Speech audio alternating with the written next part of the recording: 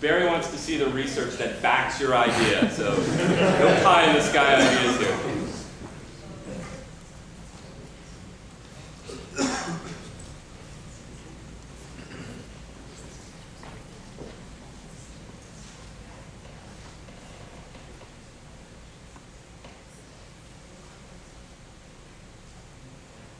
Okay, let's start. I'd love to get somebody from over on this side here. Please, go ahead. And project your voice so we all can hear you, including the balcony. If I was designing a school or curriculum, I would teach the kids about Boston's economy and Boston's employers, because I get a sense that kids know their neighborhood.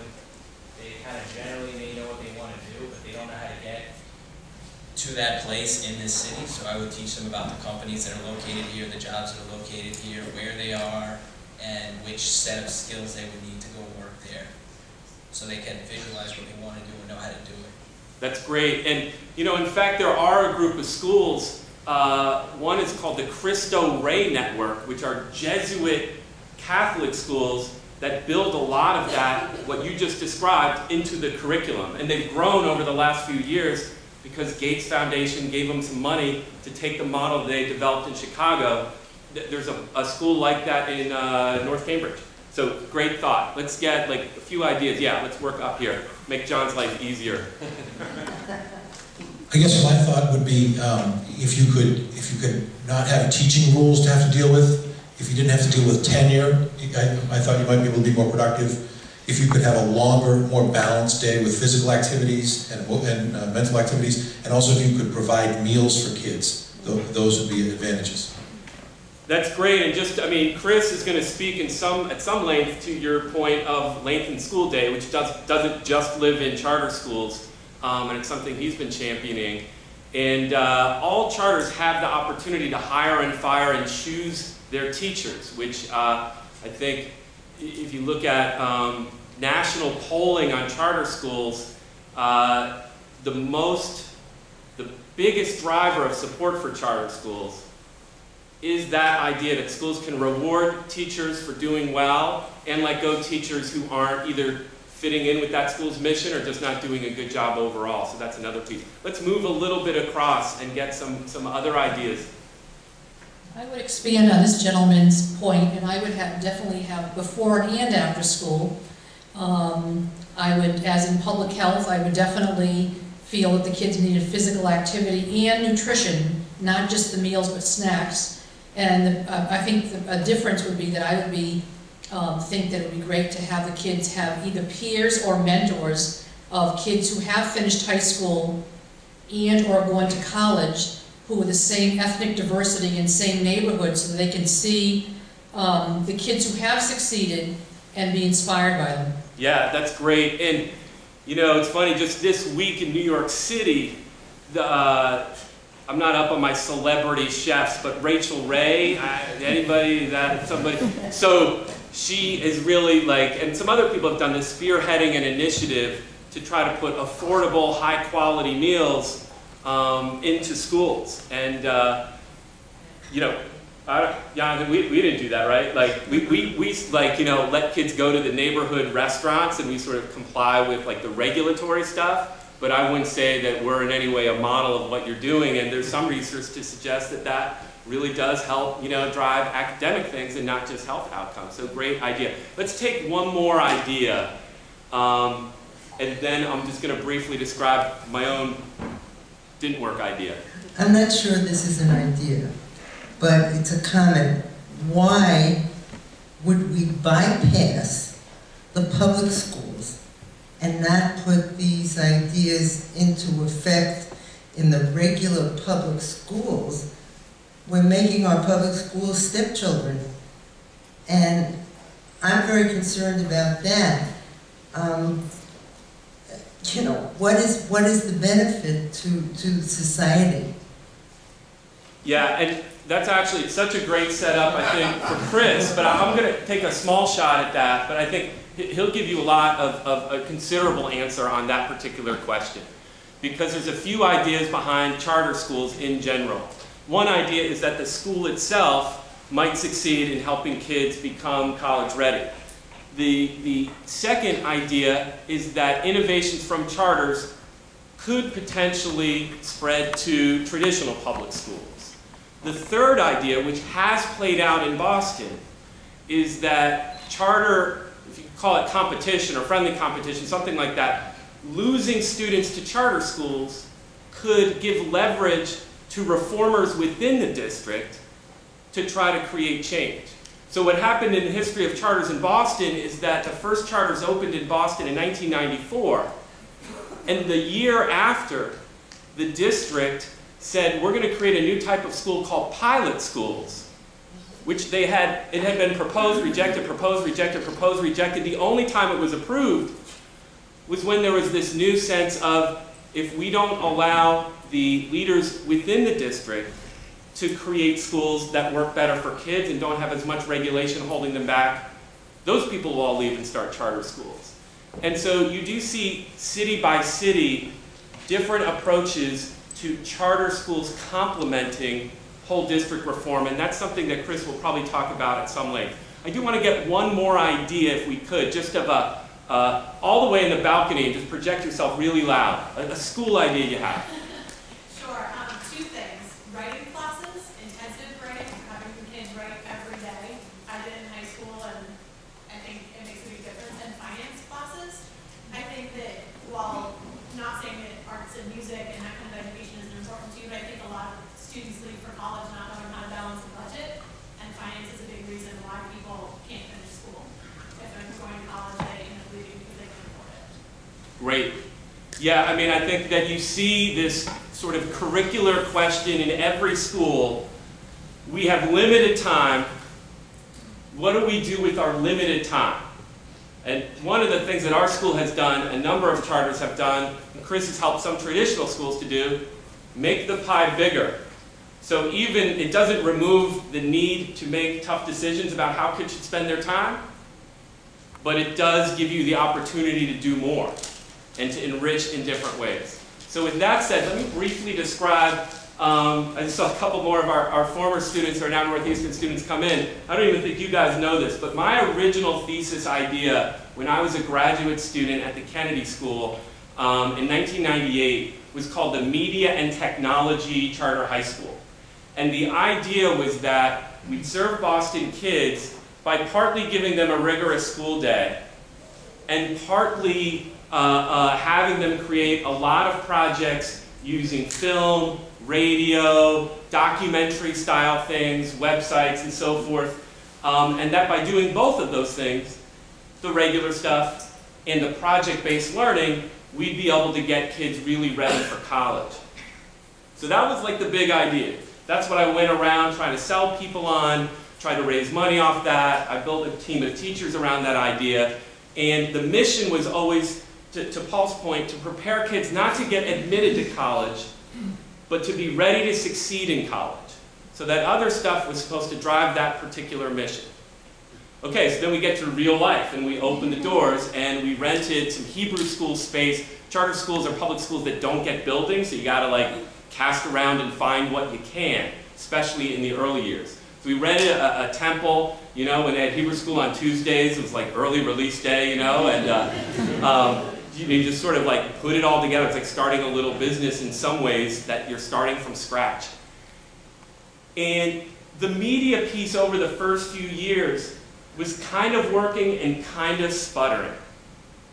But the thing that seemed to be really effective, so the media part, that was my contribution. That part wasn't working. So Charlie Spizzato, our founding principal, he was doing all kinds of things that I'd never even heard about in graduate schools. He would phone every parent all the time, right? I mean, he'd just constantly be on the phone, checking in with people, building relationships with parents, checking in with kids. So there was just this enormous sense of relationship building. And I was like, yeah, that sounds all fuzzy. It's like relationship. What is that really? How do you quantify that? How do you turn that into, you know, knowing math, knowing algebra, being able to write? But it really built a culture of our school, a platform on which it allowed the teachers to succeed. And the biggest change we made to the school was little by little we began phasing out the media piece of the school. So we still have the acronym MATCH, M-A-T-C-H, Media and Technology Charter High, but we literally pulled off the building the part that said Media and Technology Charter High underneath it. And we ended up with a different school. I'm going to play this short video. I think it tells the story pretty decently in 4 minutes. And then I'll set up, I think, Chris for some more remarks. So let me see if I can make this thing work.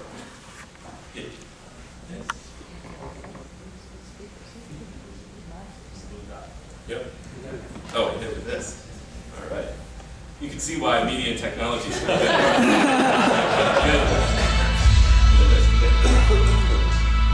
We're going to shine a spotlight tonight on an extraordinary attempt to tackle an enormous and very stubborn problem, the achievement gap between minority students and white students in America's school. One school in Boston has gone to incredible lengths to address this issue, and this week, the students and teachers at this school got some powerful proof that what they're doing is actually working. At age 13, Luis Sanchez's mother kicked him out of the house permanently for misbehaving. She just brought me to court and was just like, I don't want him. And that seems to be pretty extraordinary that your mother would take you to court and say, I don't. Thinking about it hurts sometimes, but. Were there times where you didn't have any place to live? There was about a 2-week period where I was just living on the streets. A year later, angry and on drugs, Luis came to the Match School in Boston, where the day starts at 7:45 a.m. and lasts until 5 or even 8 at night, required for any kid falling behind. This is also a place with a lot of rules. The dress code.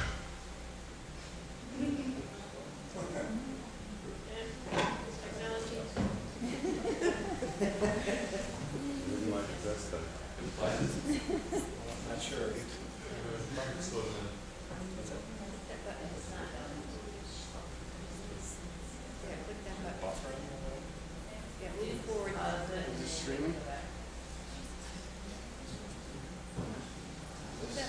Is this live for you? That one, yeah. There, okay, now let go. The dress code. Is your internet connection? Move the button to the. Oh, hit this right? Yeah. Okay. 5 or even 8 at night, required for any kid falling behind. This is also a place with a lot of rules. The dress code. We have an engineer.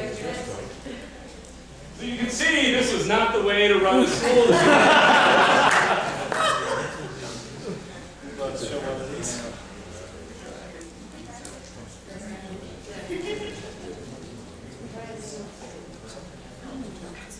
Either open that file again.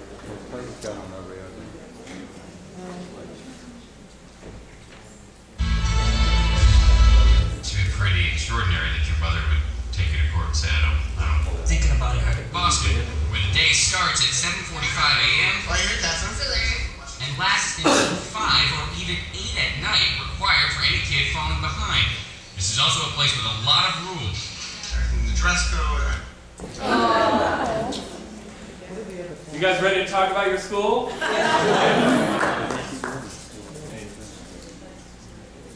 All right. Jonathan, you start? Stand up. Explain to people. So Jonathan graduated from our school, is now a student here. Second year, first year? Second semester. Second semester, okay. People want to know, what the heck is this school about? So I'm going to follow up what Mr. Miranda was saying. So the school has a lot of rules. We have dress code. This is the merit system. So you get the merit for misbehaving, chewing gum, your shirt untucked. So we definitely have a very strict environment to work in. One thing I emphasize about the school is the fact that we have tutoring, and that's very important for me. Building relationship with tutors and having them work with you on a one-on-one basis every day, that really helps in getting you prepared for college. And that's one of the things I appreciated the most about the Match School. And definitely how dedicated the teachers are. The teachers were able to help me on Sunday. Whenever I needed help, if I had to be in school until 9 o'clock, they'll be there for me. So that's definitely one of the most important things for me about the school. maybe Michelle could say something, or Luke. Stand up. Michelle, I'm Toyo. I'm also in my second semester, and adding on to everything he said, it was a very rigid schedule. Like, basically my junior and senior year, it was all about school, nothing even social. But even after college, I find that I can get help because just recently, like this past week, I emailed the teacher that I needed help in like econ because they also take BU classes. And I was able to get a tutor, and here I know if I wanted to look for a tutor, it would be a whole process. And it was just as simple as asking her for it, and I'm going to meet up with the tutor this Sunday. So you still have that bond with people even in college. And there's a lot of tutors that I had that I still keep in touch even till today, and they always ask about my progress. So I still have that motivation to keep on going forward because of what I had in high school and now. And just to build on that for a second, and then I'd like you to join in too. So a lot of charter schools, the kids are kind of signed up more or less against their will by their parents. Probably true. At least I know 2 of the 3 of you. So the kids are there. They arrive with MCAS scores that are quite similar to the traditional kids in the Boston district. Paul funded a really incredibly rigorous, detailed study of charter school outcomes, which compared all the kids who applied to the charter school lottery and got in versus all the kids who applied to charter schools in Boston, which is several thousand, who did not get in, and tracked what happened to those over time. And what they found on the MCAS test, at least, is that they saw a big spike associated with the students. Remember, these were randomly chosen, so these are kind of equivalent students statistically. The kids in the charters went quite a far way up, and the kids who did not lottery into the charters kind of stayed roughly steady.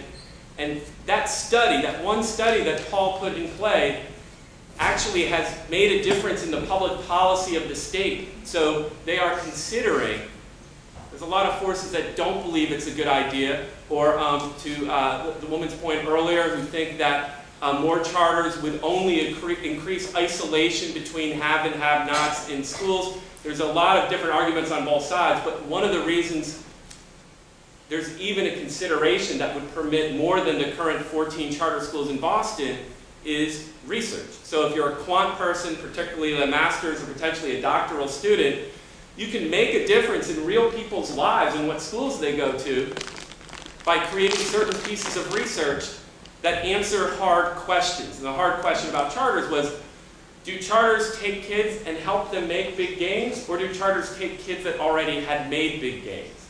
The study showed that these kids were making these big gains in part because he had these teachers who were doing incredible amounts to support them.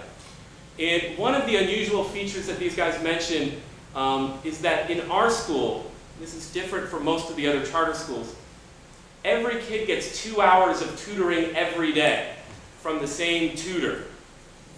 And that piece allows them to not only in grade 9 and 10 really get comfortable with a lot of what we call basic math and English, but like Mishi was saying, you're Mishi now, right? You're not Michelle anymore. Oh, you're back to Michelle. All right. So, you don't know, you look at the Facebook, and it's confusing to me.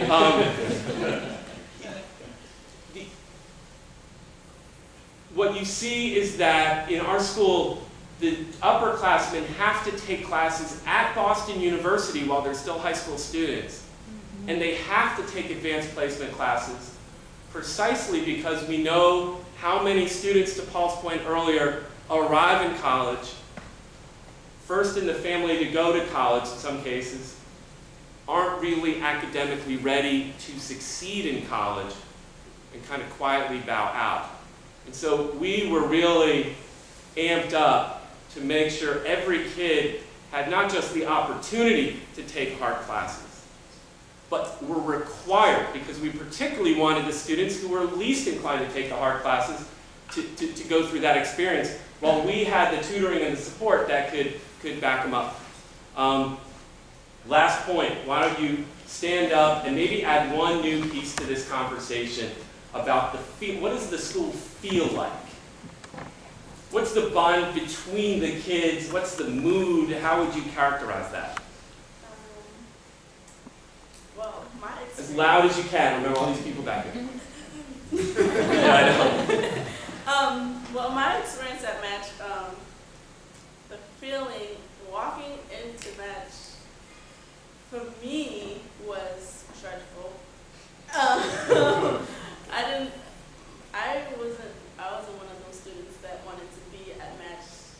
I was one of those students whose parents signed them up without them knowing. And so, walking into Match every day, stressful. I was not happy. I don't know, I didn't want to talk to anybody, but the teachers were all up in the face. They were like, how are you? Like, there was one teacher, Miss McDonough. She was the most energetic teacher I've ever met in my life, no matter what time of the day it was. And it was like, things like that make you want to be at the school for like the whole day, from 8:30 to 5. Who really wants to be to go from 8:30 to 5? But having interesting teachers that want you to be there helps. That's great, and I think it goes back to the gentleman's point, and then I'd like to bridge it over to Chris. Charter schools have freedom to hire teachers, whoever they think are likely to succeed with their students. And you can look for a set of qualities that align. In other words, you can say to teachers, we want you all rowing in the same direction.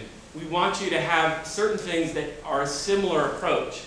And one of those things, I mean, you know, Luke described it as being all up in your face with kindness or whatever.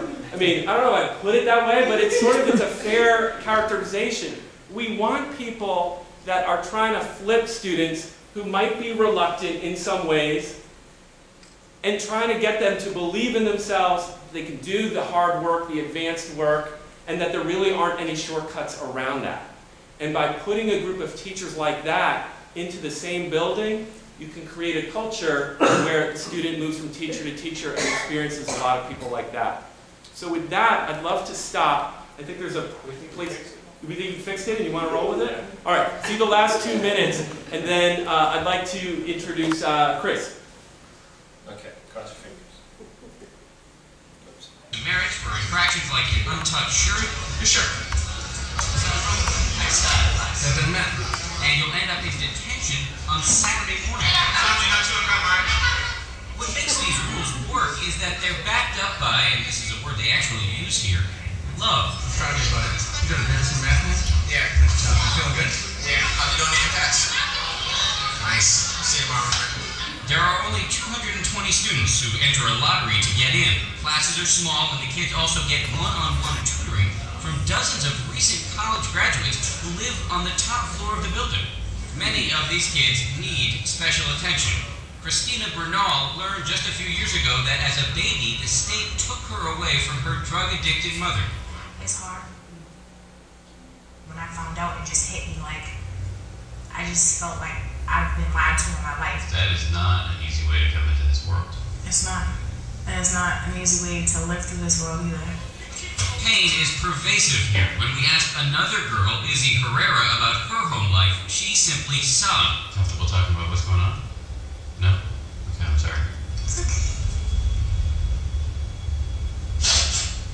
Despite all the trauma, the Match School is clearly working for many kids. Stand if you think that you passed the math test. Days ago, the students here learned that this largely minority and poor school is #1 in math on the state standardized test. There's some of you not standing. Stand because all of you passed the As they were handed their individual test results, it was a life-changing moment for many students who scored high enough to get free tuition to any state school in Massachusetts. And I told my dad, and he was like, I'm so proud of you. But here's the question. Can the success of the Match School be replicated nationally?